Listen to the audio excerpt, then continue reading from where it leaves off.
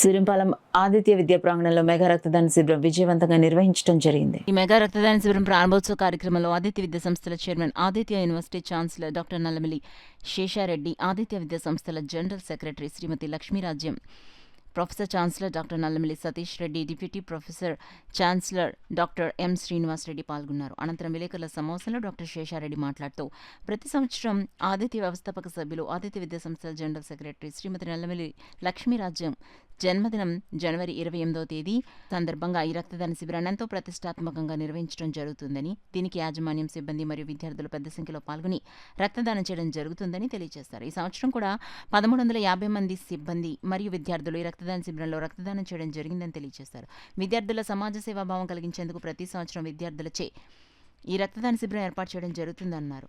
జనవరి మరియు ఆగస్టు నెలల్లో తప్పనిసరిగా సంవత్సరానికి 2 సార్లు మెగా రక్తదాన శిబిరాలు ఏర్పాటు చేస్తూ అవసరం మేరకు ప్రతి 2 నెలలకు విద్యార్థులు బ్లడ్ బ్యాంకులకు వందల సంఖ్యలో రక్తదానం చేయడం జరుగుతుందని, అంతేకాకుండా కొన్ని రేర్ గ్రూపుల రక్తదాతలను గుర్తించి అవసరమైన సందర్భాల్లో ఫోన్ ద్వారా సమాచారం అందుకుని రక్తదానం చేసే విభాగం కొన్ని గ్రూపులు ఏర్పాటు చేయడం జరిగిందని తెలిపారు.